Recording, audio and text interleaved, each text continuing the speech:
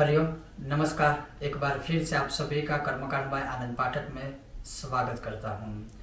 होली की रात जैसे 4 महान रात्रियाँ है, उसमें से ही वैसे ही होली की रात भी है।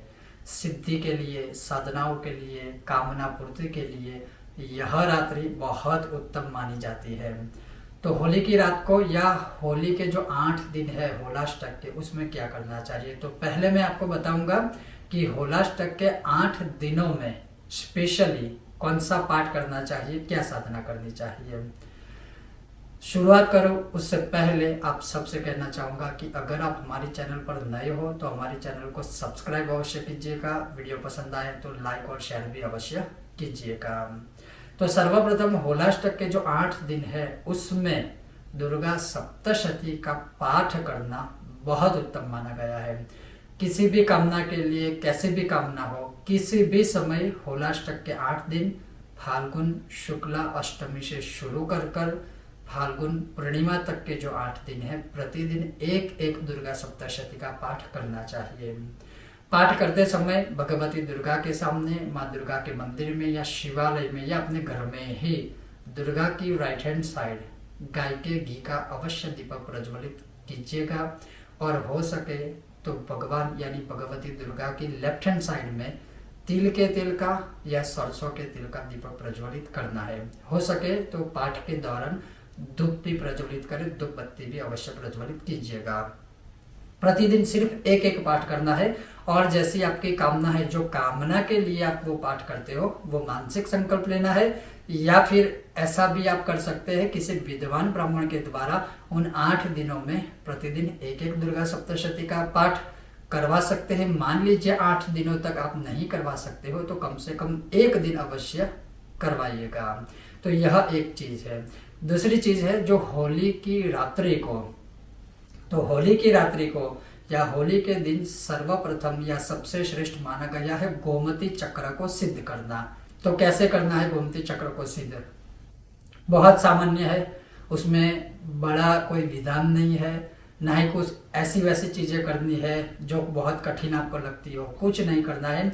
आपके सामने आप 1, 3, 5, 7, 9, 11 गोमती चक्र रख सकते हो।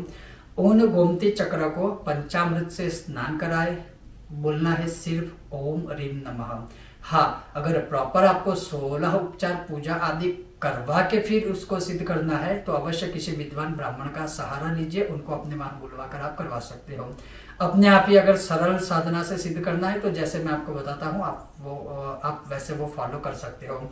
अपने सामने किसी भी चौकी के ऊपर या लाल या पीले कपड़े के ऊपर या सफेद कपड़े के ऊपर एक बाजोट यानी चौकी के ऊपर वह कपड़ा बिछाए, उसके ऊपर थोड़ी सी अक्षत की ढेरी बनाए, थोड़ी अक्षत रखे और उसके ऊपर किसी भी पात्र में या ताम्र पात्र में 1 से लेकर 11 तक गोमती चक्र रखिए। सर्वप्रथम उसको पंचामृत से आप स्नान करवाए या दूध से स्नान कराए। और जब भी आप जो क्रिया करते हो उसमें सिर्फ केवल एक मंत्र बोलना है, ओम ह्रीम नमः। जैसे गोमती चक्र को आपने पंचामृत से स्नान कराए तो आपको बोलना है ओम ह्रीम नमः श्री गोमती चक्राय नमः, या केवल आप चाहो तो ओम ह्रीम नमः भी बोल सकते हो। पंचामृत से स्नान करवाने के बाद फिर उसे शुद्ध जल या गंगा जल से स्नान कराए, बोलना है ओम ह्रीम नमः। उसके पश्चात शुद्ध वस्त्र से उसको पोंछ लीजिए, किसी भी शुद्ध कपड़े से उसको पोंछ लीजिए। पोंछ लेने के बाद उसको वापस उस पात्र में रख दीजिए और फिर बोलना है ओम ह्रीम नमः। उस पात्र में जब आप रखते हो उसके पश्चात उस गोमती चक्र के सामने आपको केवल ह्रीम ह्रीम ह्रीम ये जो बीज मंत्र है उसकी 1, 11 या अधिक समय है तो 108 माला तक के मंत्र जाप आप कर सकते हो। केवल ह्रीम ह्रीम ह्रीम इस बीज मंत्र से आपको गोमती चक्र के सामने बैठकर मंत्र जाप करने हैं। एक नियम और है कि जब भी आप यह पूजा विधान आदि करते हो या विद्वान ब्राह्मणों से करवाते हो तो गोमती चक्र के राइट हैंड साइड में गाय के घी का दीपक अवश्य प्रज्वलित रखना है। गोमती चक्र सिद्ध हो जाए, ये जब आप मंत्र करोगे 1 माला, 11 माला या 108 माला, तो वो हो जाए तब गोमती चक्र को वही रहने दीजिए। दूसरे दिन सुबह या पूरे दिन में किसी भी समय उन गोमती चक्र को लेकर एक छोटी सी डिब्बी में कुमकुम या सिंदूर रखिए और उसके अंदर वो गोमती चक्र को डाल दीजिए। अगले साल फिर से वैसे ही इस प्रकार से उसको रिचार्ज कीजिए। हाँ, गोमती चक्र के कुछ प्रयोग है कि जैसे 3 गोमती चक्र है तो कैसे क्या प्रयोग करना है, किस लिए करना है, उसका वीडियो मैंने ऑलरेडी पहले बनाया हुआ है, तो वो आप देख सकते हो। जैसे कोई कामना सिद्धि के लिए है, शत्रु निवारण के लिए है, तो उसके भिन्न भिन्न प्रयोग है। किंतु केवल मात्र गोमती चक्रों को सिद्ध करके अपने घर में ही एक छोटी सी डिब्बी में उसमें कुमकुम या सिंदूर रखकर उसमें गोमती चक्र रख लीजिए। और फिर वो मंदिर में भी आप चाहो तो एक साइड में रख सकते हो, मंदिर में ना रख के आप चाहो तो तिजोरी में भी रख सकते हो, या किसी भी पवित्र जगह पर अपने घर में वो आप रख सकते हो। ये था पहला प्रयोग।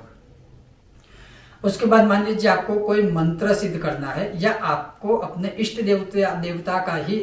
देवता की ही उपासना करनी है। जैसे अगर आप गणेश भक्त हो, केवल ओम गं गणपतये नमः रक्त चंदन की माला से या फिर रुद्राक्ष की माला से जितने भी आपको मंत्र जाप करने हैं उतने कर सकते हो। और ये जो सारे मंत्र जाप या जो मैंने आपको गोमती चक्र का प्रयोग बताया है वो 7 बजे से शुरू करके 10:30 या 11 बजे के बीच में करना है। 7 बजे से शुरू करके 10:30 या 11 बजे के बीच में ही करना है, जो होली की रात्रि का एक स्पेशल समय होता है।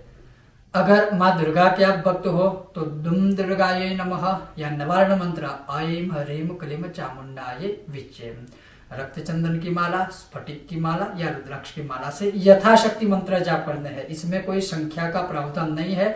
आप एक माला भी कर सकते हो। अधिक समय है तो कंटिन्यूस 1 घंटा बैठिए, आधा घंटा बैठिए, तो वो आप इस प्रकार से यथाशक्ति मंत्र जाप कर सकते हो। अगर आप शिव उपासक हो तो ओम नमः शिवाय या फिर ह्रीं नमः शिवाय, ह्रीं नमः शिवाय से लक्ष्मी की प्राप्ति होती है। क्लीं नमः शिवाय से शारीरिक शक्ति मिलती है, दुर्बलता दूर होती है। श्रीं नमः शिवाय से लक्ष्मी की भी प्राप्ति होती है, आरोग्य अच्छा रहता है। और सर्वश्रेष्ठ सुंदर जो मूल मंत्र है ओम नमः शिवाय, वो भी आप जप सकते हो रुद्राक्ष की माला से। वैसे ही अगर आप नारायण भक्त हो तो ओम नमो भगवते वासुदेवाय या फिर ओम नमो नारायणाय, तो यह मंत्र जाप भी आप तुलसी की माला से यथाशक्ति कर सकते हो। उसके अलावा जो स्तोत्र पाठ आदि है, अगर आपको आर्थिक रूप से संपन्न होना है, लक्ष्मी की प्राप्ति करनी है, तो मैं कहूँगा सर्वश्रेष्ठ श्री सुक्तम के कंटिन्यूस जितने हो सके पाठ कीजिए। उसके पश्चात जितना हो सके कनकधारा स्तोत्र के भी आप पाठ कर सकते हो। और सर्वाधिक जो सबसे ज्यादा फलदायी सबके लिए साबित हुआ है वो है सांपुटिक श्री सुक्तम, वो भी आप कर सकते हो। या फिर तीनों का कॉम्बिनेशन अगर मैं आपको बताऊं तो एक पाठ कनकधारा स्तोत्र का कीजिए, एक पाठ सांपुटिक श्री सुक्तम का कीजिए और 16 पाठ श्री सुक्तम के कीजिए। अगर श्री यंत्र के सामने बैठकर करते हो तो वो बहुत अच्छा होगा। कनकधारा यंत्र या कुबेर यंत्र के सामने भी बैठकर आप चाहो तो यह पाठ या मंत्र स्तोत्र आदि कर सकते हो। उसके पश्चात अगर आप शत्रुओं से पीड़ित हो तो बगलामुखी माला मंत्र के 108 पाठ करने हैं। और जब यह पाठ आप करते हो तो कोशिश कीजिए कि पीले वस्त्र धारण करें, यानी पीले कपड़े पहनकर आप बैठकर यह पाठ कर सकते हो या किसी विद्वान ब्राह्मणों के द्वारा करवा सकते हो। आप चाहो तो अपराजिता जो स्तोत्र है वो शत्रु निवारण के लिए, ग्रह दोष आदि निवारण के लिए उत्तम माना जाता है, तो वो भी आप करवा सकते हो। आप चाहो तो दुर्गा सप्तशती का ही सांपुटिक पाठ भी अपनी कोई भी कामना सिद्ध करने के लिए कर सकते हो या करवा सकते हो। अगर आप हनुमान जी के परम प्रिय भक्त हो या हनुमान जी आपके इष्ट देवता है तो हनुमान चालीसा के जो 100 बार पाठ कर कोई छोटा ही बंदी महासुख होई, तो हनुमान चालीसा के 100 पाठ आप कर सकते हो। रक्षा के लिए, सर्व प्रकार की रक्षा के लिए, परिवार की रक्षा के लिए आप राम रक्षा स्तोत्र के 9 पाठ या 11 पाठ कर सकते हो। उसके पश्चात अगर आपकी कोई भी कुल देवी है, जैसे किसी की कुल देवी माँ दुर्गा होती है, सबकी अलग अलग कुल देवियां होती है, तो आपकी जो कुल देवी है उनकी चालीसा भी आप 40 बार पाठ करें।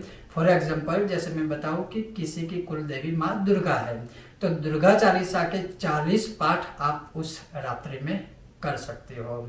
वैसे ही जैसी आपकी कामना है, जैसे किसी का विवाह नहीं हो रहा है, अगर लड़का है तो वो विवाह प्राप्ति के लिए अर्थात विवाह करने के लिए कन्या प्राप्ति का जो मंत्र है, जिसका वीडियो हमने पहले बनाया हुआ है, तो वो आप उन समय में जप सकते हो। इसकी 1 माला करें, 3 माला करें, 5 माला करें, 11 माला करें, या मैं कहूँगा कि यह एक स्पेशल प्रयोग है तो अधिक माला करने की कोशिश कीजिए। वैसे ही अगर किसी लड़की का विवाह नहीं हो रहा हो तो हमने उसी वीडियो में दोनों का, लड़की का विवाह होने के लिए, लड़के का विवाह हो जाए उसके लिए दोनों मंत्र दिए थे, तो आप वो मंत्र भी कर सकते हो।